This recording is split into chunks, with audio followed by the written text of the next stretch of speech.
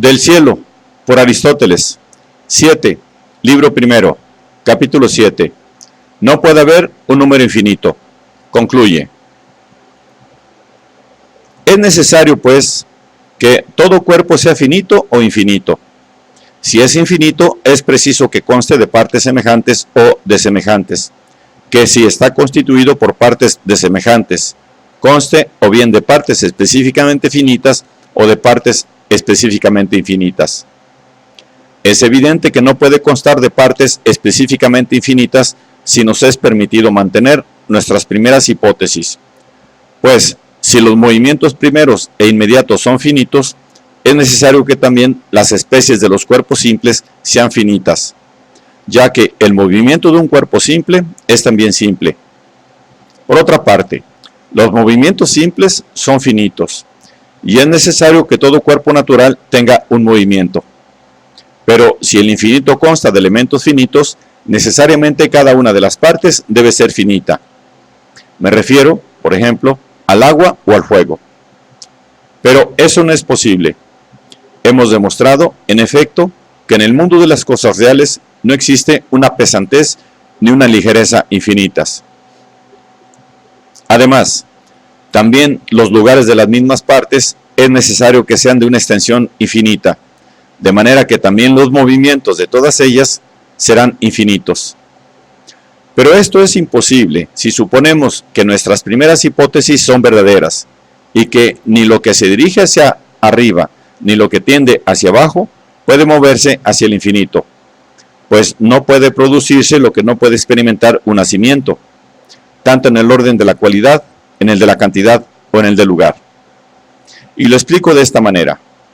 Si es imposible que una cosa sea blanca o tenga un codo de longitud, o que esté en Egipto, es también imposible que ninguna de estas cosas se produzca.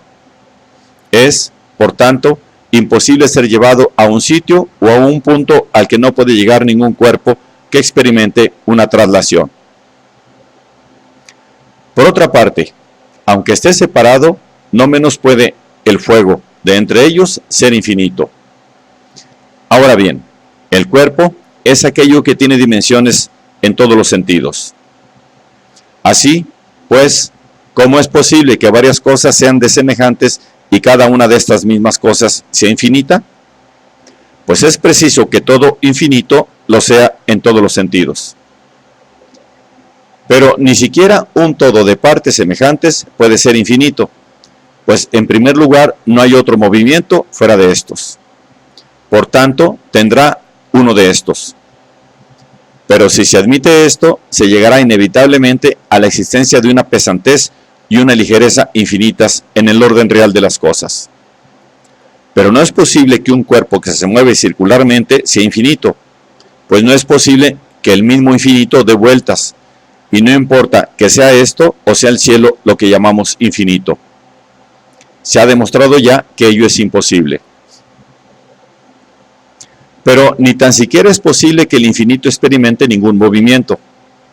En efecto, o bien se moverá con un movimiento conforme a la naturaleza, o bien con un movimiento violento. Ahora bien, si se mueve por violencia, es porque posee él un movimiento propio natural. De manera que existirá un lugar natural propio hacia el cual tenderá y será él llevado por su propia naturaleza. Pero nos consta que esto es imposible. Por lo que vamos a decir a continuación, se verá que es absolutamente imposible que el infinito reciba modificación o influencia alguna de lo finito, o bien que obre sobre él en lo finito. Sea, en efecto, un infinito A y un ser finito B, y llamémosle al tiempo en que mueve el finito o en que el infinito es movido. Si, pues, el ser A es calentado o impulsado por el ser B, o bien ha padecido cualquier otra cosa en el tiempo C, suponemos que D es menor que B y que un ser menor en menos tiempo produce un movimiento menor. Supongamos que E es alterado por el mismo ser D. En consecuencia, lo que D es a B, esa misma proporción guardará E respecto a un infinito cualquiera. Supóngase que un ser altera a otro igual en un tiempo igual, que un ser menor en un tiempo igual altera a otro menor, y que otro mayor altera igualmente a otro mayor, y que tanto cuanto lo exija la proporción que hay del mayor al menor. El infinito, por tanto, no será movido por ningún ser finito en ningún tiempo.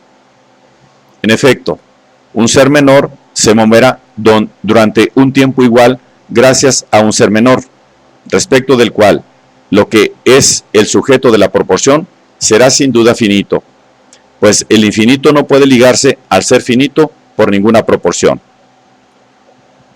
Ahora bien, tampoco el infinito moverá un ser finito, y en ningún tiempo, sea, en efecto, el infinito A, el ser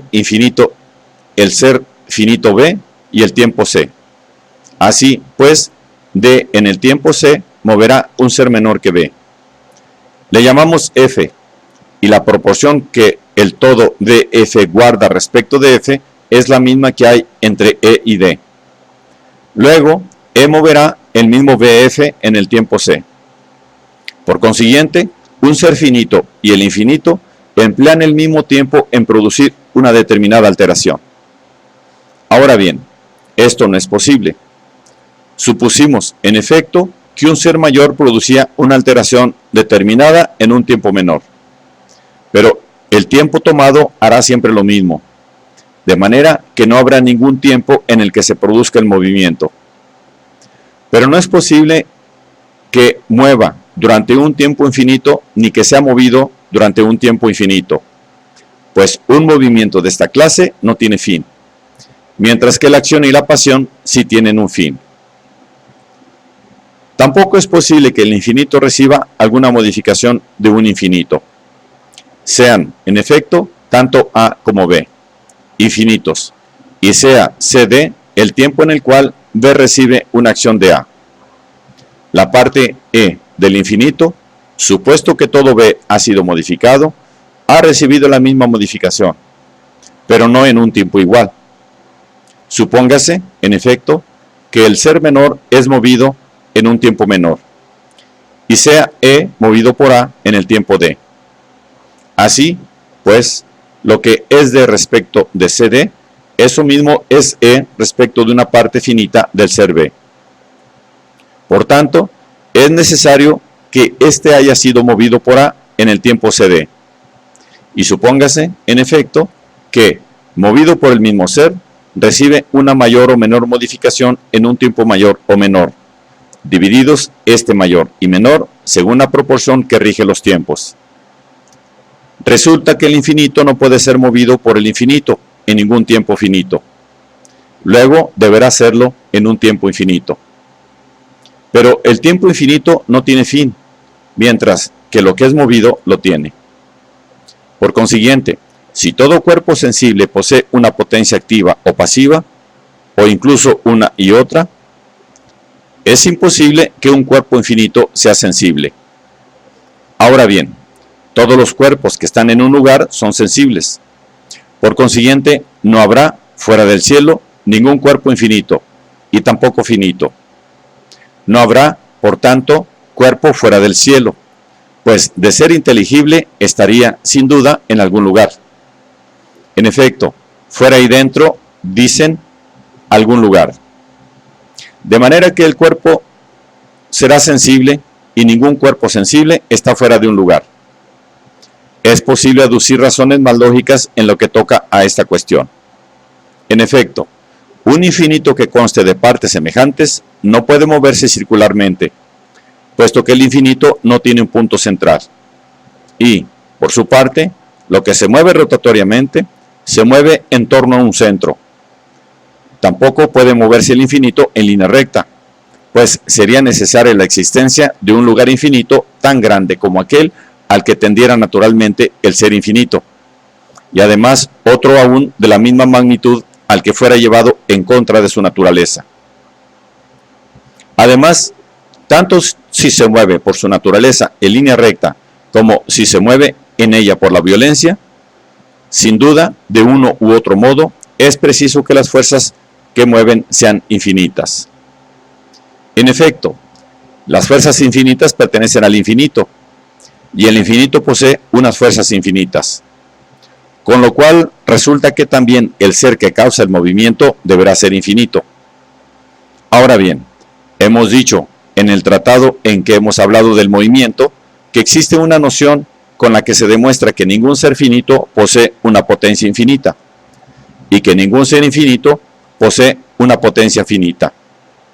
Por consiguiente, si lo que se mueve de conformidad con la naturaleza puede igualmente moverse en contra de su naturaleza, habrá dos infinitos, es decir, el que mueve contra la naturaleza y el que se mueve conforme a ella.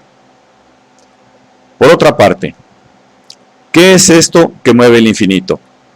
Pues si él se mueve a sí mismo, será sin duda un ser vivo. Y entonces, ¿cómo es posible la existencia de un animal infinito?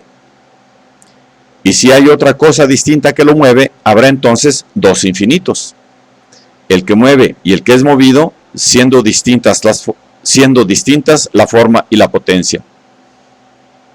No obstante, si el universo no es continuo, sino que, como dice Demócrito de Abdera y Leucipo, los cuerpos están separados por el vacío. Es necesario que el movimiento de todos los cuerpos sea uno solo. En efecto, los diversos cuerpos son distintos entre sí por la figura, pero su naturaleza dicen que es la misma y única, algo así como si cada uno fuera una pepita separada de oro.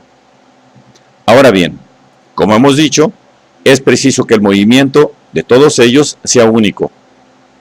En efecto, con el movimiento con que se mueve la más menuda de las glebas, con él mismo se mueve también toda la tierra y todo el fuego, igual que la última centella, se mueven hacia un mismo lugar. Así, pues, si todos los cuerpos tienen peso, no existirá ningún cuerpo simplemente leve. Si todos son leves o ligeros, no habrá ninguno que participe de la pesantez. Además, si tienen peso o ligereza, existirá o bien un término último del universo, o bien un punto central. Pero eso es imposible. Hemos supuesto, en efecto, que era infinito. Y, en general, donde no hay un punto central ni un límite terminal último, tampoco habrá un arriba y un abajo. Es decir, que los cuerpos no tendrán en él ningún lugar de traslación. Y si no existe este lugar, no existirá simplemente el movimiento. En efecto, es necesario que los cuerpos en movimiento se muevan o bien de manera conforme a su naturaleza, o bien en contra de ella. Ahora bien, estos movimientos vienen precisamente definidos por los lugares propios y los lugares que pertenecen a otros. Finalmente, si aquel lugar en que un ser permanece contra su naturaleza o al que es llevado contrariamente a ella, es necesario que corresponda naturalmente a otro ser cualquiera, cosa que puede resultar evidente por simple inducción. Resulta ser preciso que no todas las cosas posean peso o no todas ligereza, sino que unas tengan una cosa y otras tengan la otra. Por tanto, con lo que hemos dicho, queda demostrado con evidencia que el cuerpo del universo no es infinito.